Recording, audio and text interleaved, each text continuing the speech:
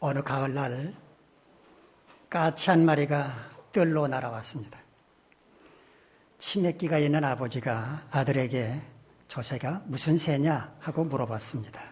그러자 아들이 까치라고 대답했습니다. 잠시 후에 아버지는 다시 또 아들에게 저 새가 무슨 새냐고 물어봤습니다. 아들은 짜증을 내며 까치라고 대답했습니다. 그런데 얼마 지나지 않아서 아버지는 다시 또 아들에게 물었습니다. 얘야, 저 새가 무슨 새라고 그랬지? 이번에는 아들이 화를 내며 말했습니다.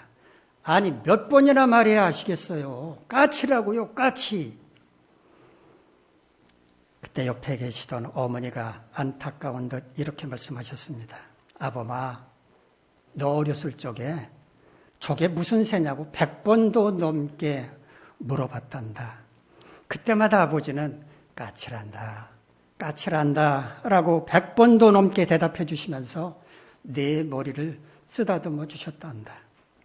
네가 그래서 말을 배운 거야.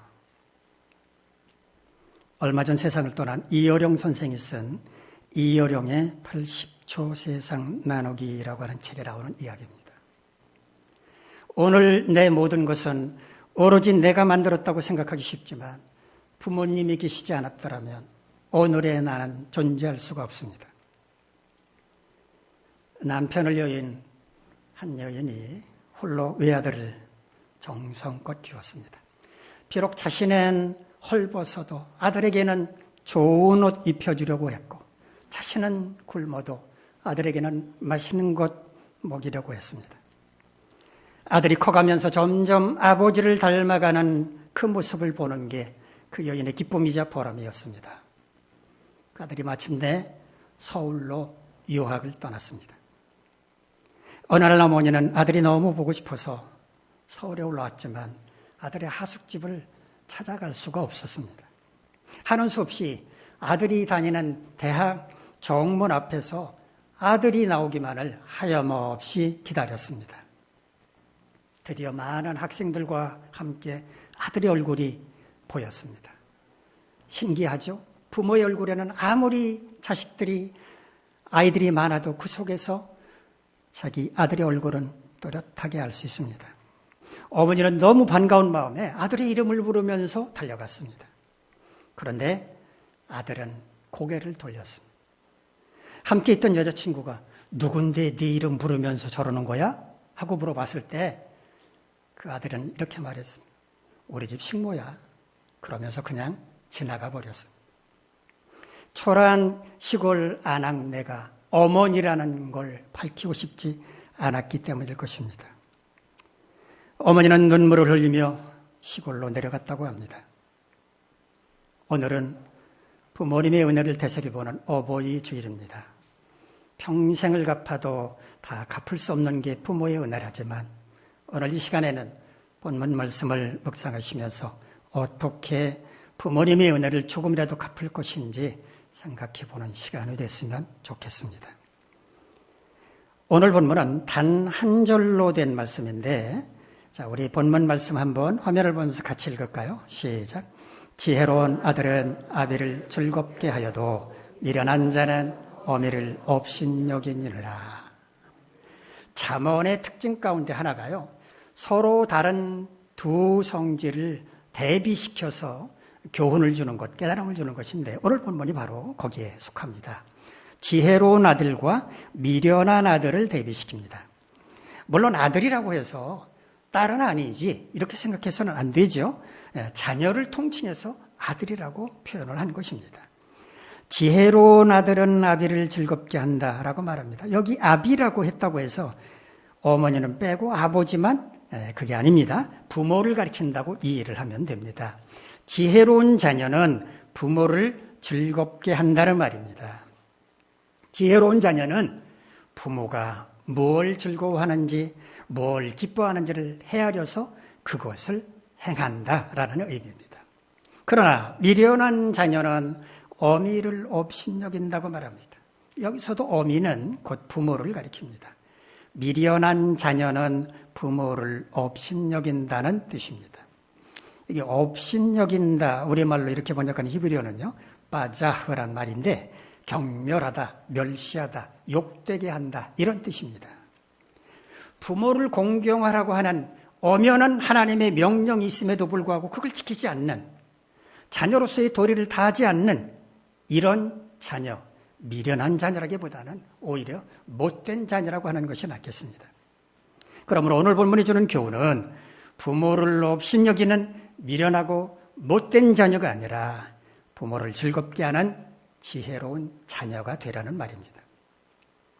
그렇다면 우리는 어떻게 부모를 즐겁게 해드릴 것인지 그 방법을 한번 생각해 보도록 하겠습니다. 첫째는 부모님이 무엇을 원하시는지를 파악해서 그것을 이루어 드릴 때 부모님은 즐거워하실 것입니다. 누구라도 자기가 간절하게 원하는 것을 누군가가 해결해 준다면 기뻐하고 즐거워할 것입니다. 등이 가려워서 지금 죽겠는데 손이 닿지 않습니다. 그런데 누군가가 와가지고 가려운 등을 긁어준다면 얼마나 기쁘겠습니까? 출출한 참에 간식을 먹었으면 좋겠다 이렇게 생각하고 있는데 누군가가 간단하게 먹을 수 있는 주전부리를 갖다 줍니다. 얼마나 즐거운 마음으로 먹을 수 있겠습니까? 그런데 점심을 너무 거하게 먹었어요. 너무 많이 먹어가지고 지금 2시간 넘었는데도 아직도 속이 더부룩한데 어떤 사람이 이거 맛있는 건데 한번 먹어보라고 권한다면 어떨까요? 거절하자니 상대방이 서운하게 생각할 것 같고 그렇다고 그냥 먹자니 속이 불편할 때니 이러지도 못하고 저러지도 못하고 곤란해할 것입니다. 너무 피곤해서 좀 쉬어야 되겠다 이렇게 생각하는 참인데 누군가가 찾아와가지고 우리 꽃놀이 갑시다 라고 말한다면 어떨까요? 아무리 좋은 것이라고 할지라도 상대방이 그거를 원치 않는다면 그거는 즐거움이 아닙니다. 오히려 고통만 안겨줄 뿐입니다. 그러므로 부모님을 즐겁게 해드리려고 한다면 부모님이 무엇을 원하시는지를 파악하는 것이 우선입니다. 부모님이 뭘 원하시는지를 어떻게 파악할 수 있을까요? 먼저 상식적으로 판단할 수 있는 게 있습니다. 굳이 부모님께 여쭤보지 않는다고 하더라도 우리가 상식적으로 판단해서 얼마든지 알 수 있는 게 있습니다. 부모님은 자녀인 우리가 분명한 목표를 세우고 자신의 분야에서 열심히 사는 것을 기뻐하십니다. 그거 부모님께 여쭤볼 필요가 있나요? 당연한 건데. 좋은 직장에서 남부럽지 않은 대우를 받으며 근무하지는 않는다고 하더라도 어디에서 무슨 일을 하든지 인정받는 일꾼이 되고 지금 어렵지만 야무진 꿈을 꾸면서 성실하게 사는 것 부모님이 기뻐하십니다. 또 건강하게 행복하게 사는 것 기뻐하십니다. 어려운 사람도 도우면서 사회에도 기여하면서 사는 것 기뻐하십니다. 신실한 믿음을 가지신 부모님이라면 자녀가 신실하게 신앙생활할 때 기뻐하실 것입니다. 결혼한 자녀가 어머니 아이 좀 봐주세요 이렇게 말하면 나는 절대 못 봐준다 그렇게 말씀하시는 분도 계시긴 계시지만 대부분의 부모님들은 힘들더라도 자녀가 그렇게 도움이 필요하다고 말하면 아직도 내가 쓸모가 있는 모양이다 생각을 하면서 즐거운 마음으로 도와주려고 할 것입니다. 자, 하지만 개별적인 취향에 관한 것이라면 부모님께 직접 여쭤보는 것이 옳습니다. 드시고 싶은 음식은 없는지, 있다면 어떤 음식을 드시고 싶은지, 가보고 싶은 곳, 만나보고 싶은 사람은 없는지, 있다면 어디이고 누구인지, 혹시 입고 싶은 옷이나 갖고 싶은 물건은 없는지, 있다면 어떤 것인지, 이런 것들을 파악하려면 부모님께 직접 여쭤봐야 합니다. 그런데 이때도 지혜가 필요합니다. 마치 호구조사를 나온 공무원처럼 꼬치꼬치 지금 당장 무언가를 해드리려고 하는 것처럼 성급한 자세로 여쭤본다면 어떤 부모님이 그 대답하면서 그래 그거 좀 사줘라 내가 안 그래도 원했던 거다 그럴 부모님이 어디 있겠습니까? 됐다 아무것도 필요 없다 신경 쓰지 말아라 라고 말씀할 게 틀림없습니다. 그렇게 하지 말고 평상시에 자연스럽게 대화를 주고받으면서 부모님들의 욕구를 파악하는 것이 좋습니다. 이렇게 부모님들이 뭘 원하는지를 파악했다면 이제 그것을 이루어드릴 수 있도록 최선을 다해야 합니다. 어쩌면 부모님들은 그러지 마라, 괜찮다 말씀하실 수 있겠지만 지혜롭게 자연스럽게 부모님이 원하시는 것을 이루어드림으로써 즐겁게 해드릴 수 있어야 합니다. 자기들끼리는 깜짝 이벤트를 한다, 어쩐다, 법석을 떨면서도 부모님을 위한 일에는 떨떠름하게 생각하지 말고 정성을 다해서 진심을 담아서 행할 수 있어야 합니다. 부모님은 우리가 어떤 마음으로 행하는지 우리 자신보다 더 잘 아실 것입니다. 어쩔 수 없어서 하는 건지, 생색내려고 하는 건지, 정말 기쁜 마음으로 하는지 훤히 꿰뚫어 보실 것입니다. 한 소년이 바다를 정복하겠다는 꿈을 꿨습니다. 그 소년은 일평생 험한 파도를 헤치고 바다를 누비면서 살아가야겠다라고 꿈을 꾸었습니다. 어느 날 자신의 꿈을 이룰 수 있는 커다란 선박회사에 취직하게 됐고 먼 바다로 나갈 준비를 하고 있었습니다. 모든 준비를 마친 그가 어머니에게 작별 인사를 드리자 어머니는 슬픈 표정으로 눈물을 흘리며 이렇게 말씀하셨습니다. 아들아, 나는 너를 떠나보내는 게 너무 괴롭기만 하구나. 효성이 지극했던 그는 어머니의 눈물을 보며 바다를 정복하겠다는 제 꿈 포기하겠습니다 라고 말씀을 드렸습니다. 그러자 어머니는 그 아들의 손을 꼭 잡으면서 고맙다고, 부모를 공경하는 자는 반드시 복을 받는다고 하나님이 약속하셨으니까 너도 복을 받을 것이라고 말씀하셨습니다. 그날부터 어머니는 효성스러운 아들을 위해 눈물로 기도했고 후에 그 아들은 위대한 지도자가 되었습니다. 어머니를 위해 자신의 꿈을 포기했던 이 소년은 누구인가? 미국의 초대 대통령을 지낸 조지 워싱턴이었습니다. 부모님을 즐겁게 해드리는 지혜로운 자녀가 되기를 원하십니까?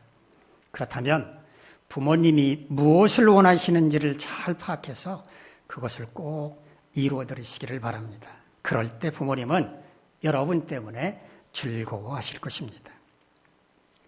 둘째, 부모를 즐겁게 하는 지혜로운 자녀가 되려면 부모님의 위신을 높여드릴 수 있어야 합니다. 위신이 뭡니까? 위신.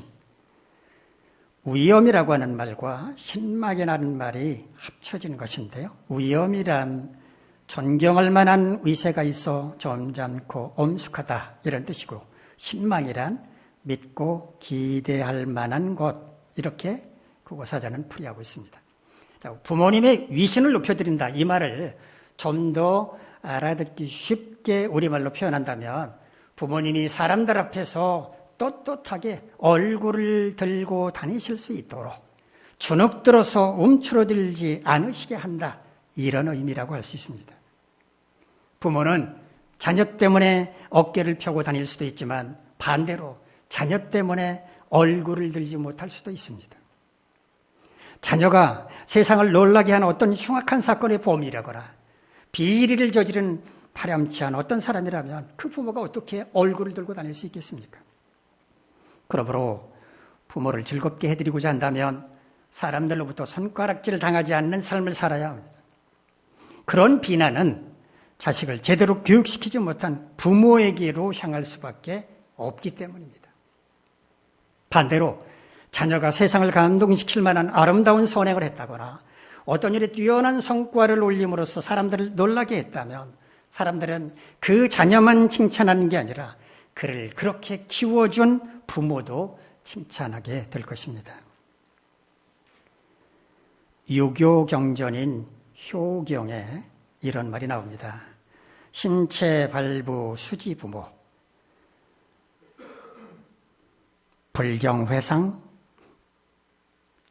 효지시야, 입신행도, 양명어 후세, 이현부모, 효지종야. 신체 머리털과 살갗은 부모에게서 받은 것이니 감히 손상하지 않는 것이 효도의 시작이고 출세하여 도를 행하여 후세의 이름을 날림으로 부모를 드러내는 것이 효도의 마침이다.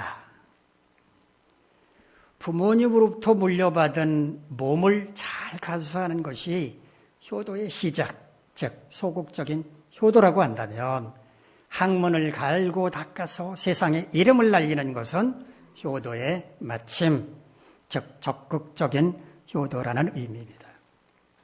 만일 자녀가 건강관리를 제대로 하지 못해서 병이 들었다면 부모의 마음이 얼마나 아프겠습니까? 그러므로 자신의 몸을 건강하게 관리하는 것, 부모에게 효도하는 것 맞습니다. 그런데 몸은 건강한데 자기 앞가림조차 제대로 하지 못한다면 부모 마음은 또 얼마나 답답하겠습니까? 그러니 부모에게 효도하려면 자신의 영역에서 나름대로 인정을 받으며 살아가야 합니다.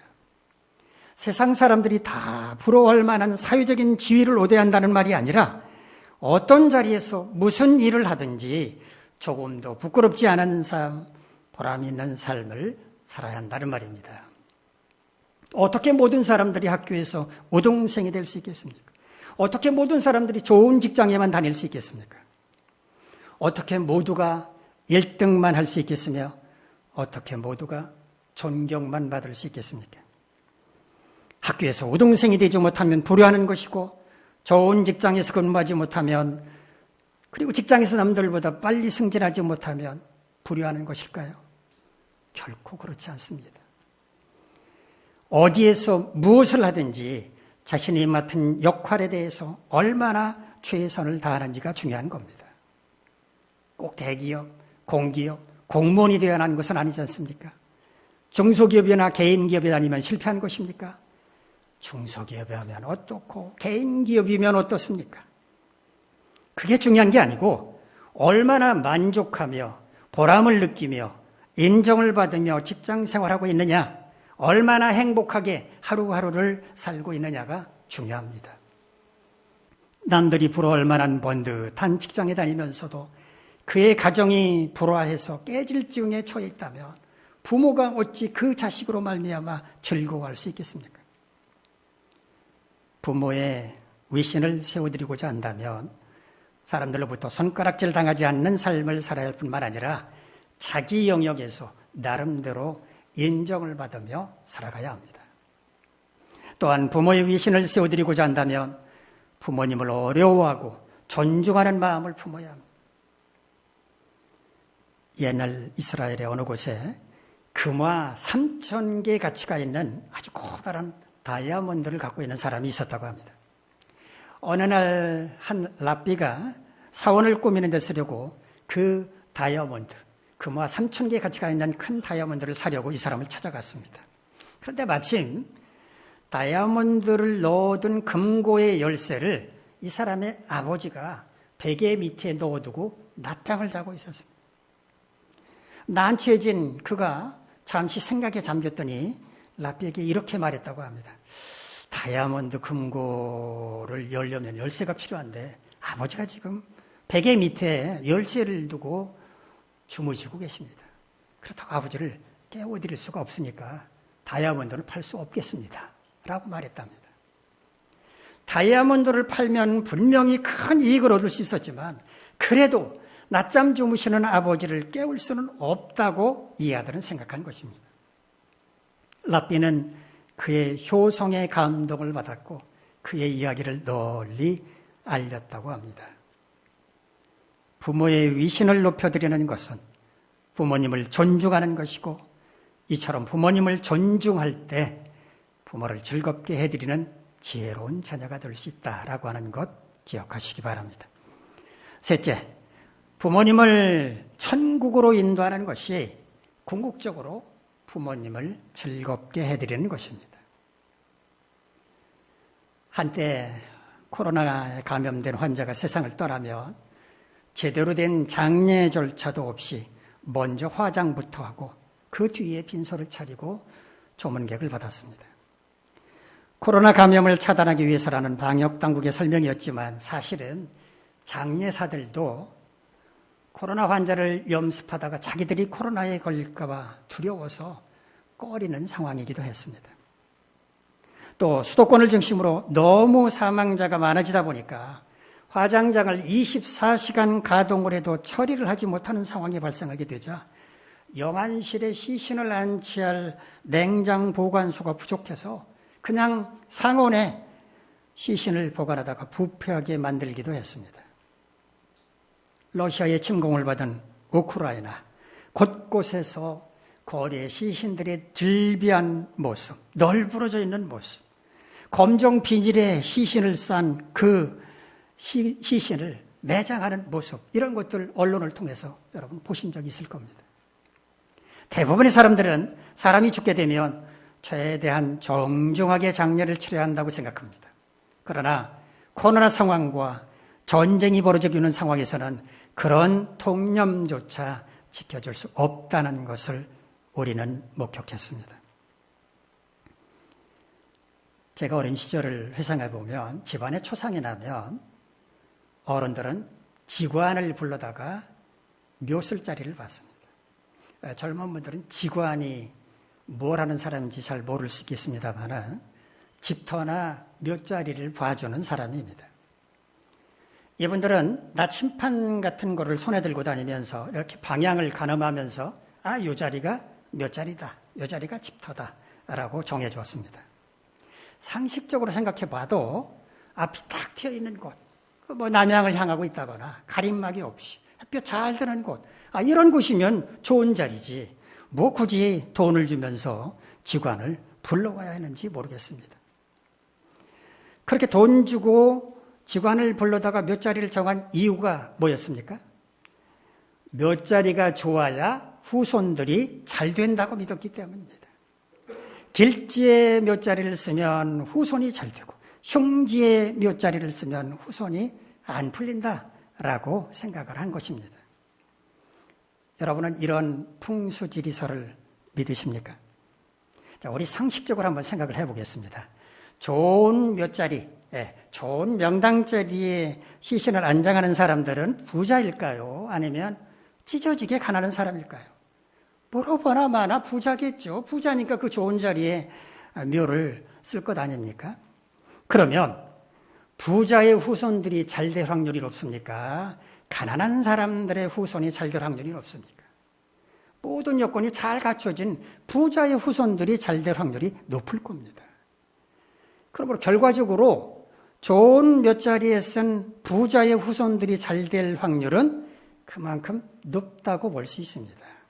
이런 당연한 결과를 가지고 풍수지리설로 바꿔가지고 좋은 몇 자리를 써야 후손이 잘 된다고 말하는 것입니다. 죽은 시신을 어느 곳에 장사한들 그게 무슨 상관이겠습니까? 가끔 그런 분들이 계시죠. 내가 죽으면 어디에 묻어달라. 그렇게 유언을 하시는 부모님도 계십니다만은 그곳에 묻히면 부모님이 거기 계십니까?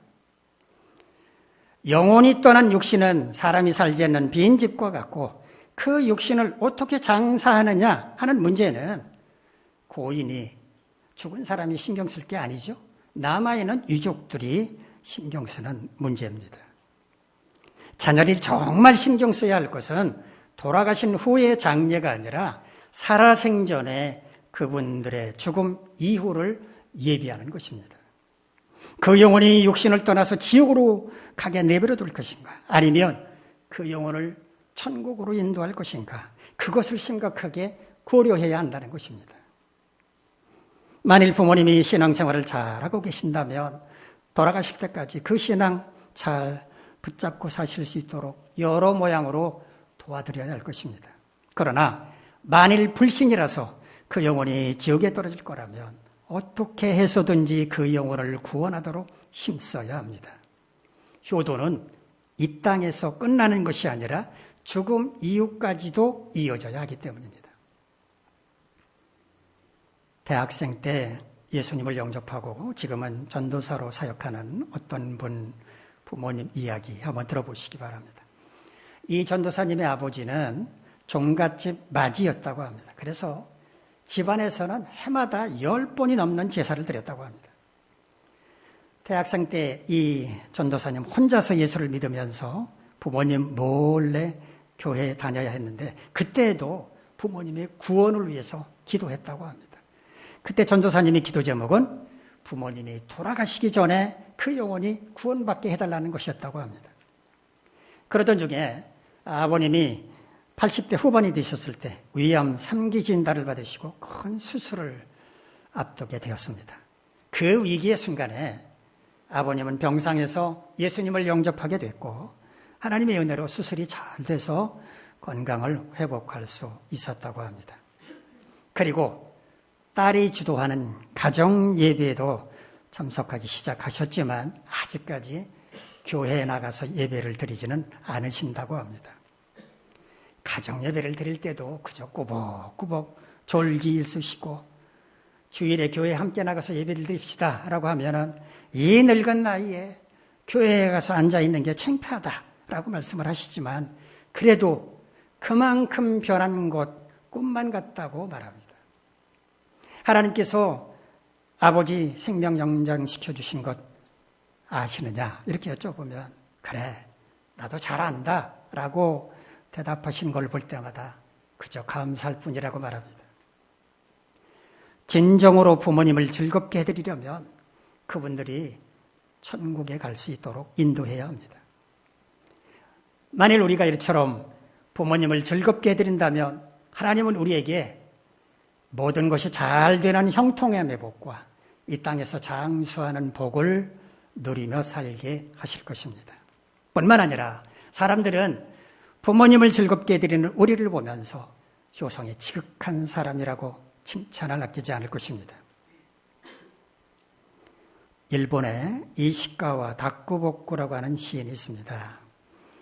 단가라고 하는 짧은 시를 쓴 천재 시인이었는데 안타깝게도 27의 나이로 요절하고 말았습니다.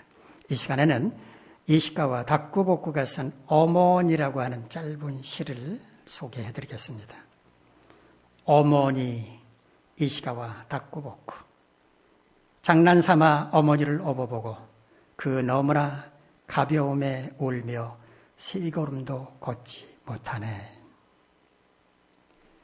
마치 허물을 벗어버린 매미의 빈 껍질과도 같이 자식을 위해서 모든 것을 아낌없이 다 쏟아부어서 이제는 속이 텅 빈 어머니를 떠올리게 만듭니다. 여러분은 부모님에게 어떤 자녀였습니까? 여러분이 세상에 태어났을 때 부모님의 마음은 어떠셨을까요? 세상을 다 얻은 것처럼 기뻐하셨을 것입니다. 여러분으로 인해서 행복이 2배가 되셨을 겁니다. 여러분이 무럭무럭 자랄 때 부모님의 마음은 어떠셨을까요? 내가 아무래도 천재를 낳은 모양이야 라면서 여러분을 바라보며 부푼 꿈의 나래를 펼치셨을 것입니다. 그러면 지금 부모님은 여러분을 어떻게 생각하고 계실까요? 내가 부질없는 꿈을 꾸어서 이렇게 말씀하시면서 모든 걸 포기하셨을까요? 천만의 말씀입니다. 비록 여러분이 어렸을 적에 꾸었던 그 꿈은 버렸지만 새로운 꿈을 꾸고 계실 것입니다. 부모에게 자식은 영원한 희망이기 때문입니다. 늦었다고 생각할 때가 빠르다는 말이 있습니다. 늦었다는 것을 깨닫지 못한다면 계속 그 상태로 갈 텐데 그래도 깨닫고 거기서 돌이킬 수 있다면 그게 빠른 것 아닙니까? 만일 지금까지 부모님을 즐겁게 해드렸다면 정말 잘하셨습니다. 앞으로도 계속 그렇게 잘 섬기시기 바랍니다. 그러나 그렇지 못했다면 당장 오늘부터라도 부모님을 즐겁게 해드리려고 노력하시기 바랍니다. 첫째, 부모님이 무엇을 원하시는지를 잘 파악해서 그것을 꼭 이루어드리시기 바랍니다. 자주 찾아뵙고 대화도 많이 나눔으로써 부모님이 정말 원하시는 게 뭔지 파악해서 그것을 꼭 이루어드리시기 바랍니다. 그럴 때 부모님은 여러분 은혜에 즐거워하실 것입니다. 둘째, 부모님의 위신을 높여드리시기 바랍니다. 자식 때문에 죄인처럼 주눅들어 살지 않도록 자식을 자랑스럽게 여기며 어깨를 쭉 펴고 사시도록 여러분 자신이 부끄럽지 않은 삶을 살도록 힘쓰시고 부모님의 뜻을 존중하고 받들 수 있기를 바랍니다. 그럴 때 부모님은 여러분 때문에 즐거워하실 것입니다. 셋째, 부모님을 천국으로 인도하시기 바랍니다. 부모님께서 주님을 모시고 신앙생활을 잘하고 계신다면 그런 삶을 계속하실 수 있도록 돌봐드리면 되시고, 아직 불신이라면 돌아가시기 전에 꼭 예수님을 영접하고 그 영혼이 구원을 받아서 천국에 가실 수 있도록 포기하지 말고 기도하고 권면하시기 바랍니다. 그럴 때 여러분은 부모님을 진정으로 즐겁게 해드릴 수 있을 겁니다. 여러분 모두 이와 같이 부모님을 즐겁게 해드리는 효성스러운 자녀가 되셔서 하나님께서 베풀어 주시는 은혜, 이 땅에서 잘 되고 장수하는 복을 누리며 사시기를 주님의 이름으로 기원합니다.